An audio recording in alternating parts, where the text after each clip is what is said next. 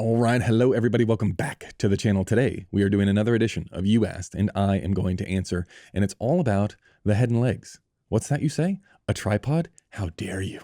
Okay, let's get into the question. It's from Microchip 1947. Hi, can you explain what you mean by having something on a head and legs? So, a tripod? You don't like tripods? Can you explain your preference to someone novice?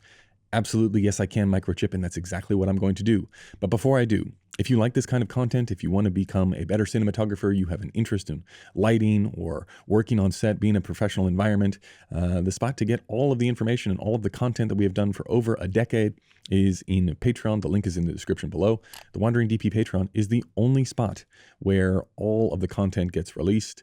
We've got a back catalog of hundreds, if not thousands of videos, breakdowns, tutorials, all sorts of stuff in the Patreon, plus access to a Discord server where you can communicate with everyone that is just like you and is having the same exact problems. And you can work through them together in a hive mind scenario. Okay, so if you're interested, link is in the description. I couldn't do the videos without it. Many thanks for the support. Okay, why do we call it why do I call it head and legs rather than a tripod? Yes, they are the same thing. The only thing is, in a cinematography environment, like on a film set, you're going to be using the head on a bunch of other equipment as well. So the little fluid head that sits on top of the legs, you're going to use that a lot. So you're going to be calling for it a lot. So you don't call for the whole tripod. You say, can you put the head on the dolly? Can you put the head over there? Can we get the head here? It's like those two things are independent of one another. They can combine to form a tripod, but I would say the head and legs, because then you're going to say, well, what legs do you want? Do you want the baby legs, the standard legs? Do you want the hi-hat? Like there's a whole bunch of places that the head can go that then the camera goes on top of, that the legs will not be coming with it. Now, why do I not like a tripod or a head and legs combination on set? Because it's super slow. And you're like, well, how slow is it? When I go out there and I shoot all by myself, it's not that slow. Like if you want something up an inch or down an inch or over to the right or over to the left a little bit, it's not that hard. You just pick it up.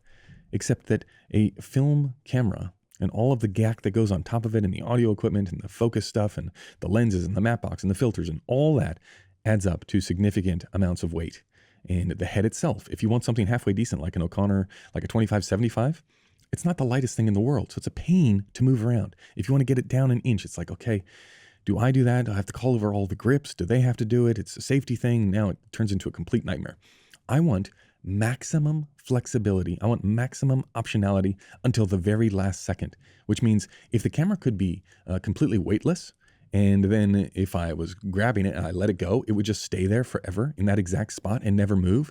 That would be advantageous. I would rather have that system than a system where there was friction between me and getting the camera where I wanted it to be. So anytime I can eliminate friction from where I want the camera to be and actually getting it there, I will take that option. And you can sell it to the productions a lot of different ways, but the easiest way, because I will always say, rather than head and legs, let's just, even if we're not going to use a dolly, let's put the camera on a dolly and let's put the camera on the dolly on a slider. So we have left and right, very, very simple, very easy. You've got the gas of up and down on the dollies, and we've got the wheels, so we can just wheel it around. And you're thinking to yourself, well, that's expensive.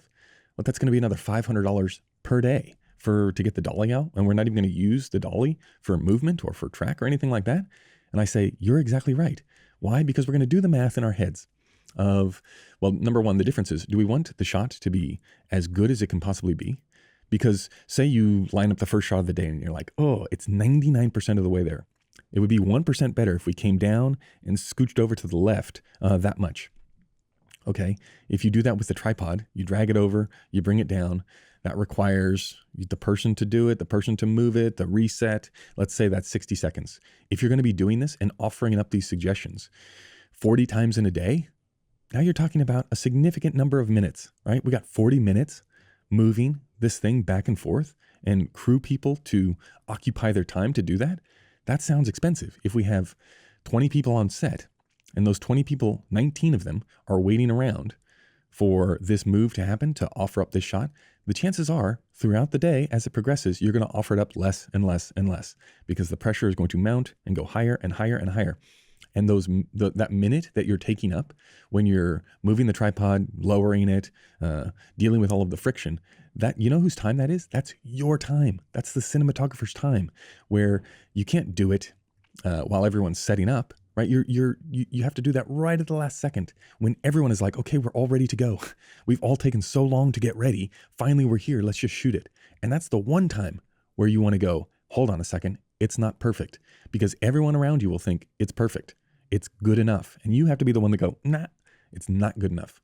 It could be slightly better if we do this, because if you do slightly better on the 20 shots that make up your little thing, whatever it is that you're shooting, 1% better on 20 shots is a lot better in the end. Okay, it's a huge, huge difference. And those are the moments, those little adjustments, that finding the salt and pepper and finding the contrast or the depth in the frame, that adds up, and that's what is your style and your the thing that you bring to the project is finding those little moments. So I want to maximize my potential for that. If I'm on the dolly and if I'm on a head that can go up and down super easy and go left to right super easy, I'm constantly playing all of the time to try and make the thing better. And now it's $500, but guess what? Now we can have back those 40 minutes. 20 people on set standing around doing nothing for 40 minutes. What's the math on that? Versus $500 to get the dolly, to get the slider on top, and then everybody's happy. You leave the legs at home, you put the head on the dolly, everybody's laughing. Okay, now, does everyone always go for it? No. Is it always practical? No. Sometimes you use the head. But I will definitely let people know when we are taking a long time moving the head and legs. Like, I will shout it out to everybody. Oh, we got to move the head again. We got to move the camera. Let's move the camera. Let's take it down. Let's get the grips over here. They take the whole thing down, then they sandbag it again. And it's just, you do that 3 or 4 times on set while you're looking at the producer like, everyone's just standing here. Would have been way easier if we got the dolly, right? For all of this effort. You worked months and months and months on a commercial, on a concept. You got the clients in line. You got the agency on board. Everything's good. And then we're going to give it up to save $500 on a dolly. Don't do it. Or maybe do it. And then let me know how you go, because I don't think it's going to be that great. Okay, that's going to do it for this one. Many thanks. We'll see you in the next one. Goodbye.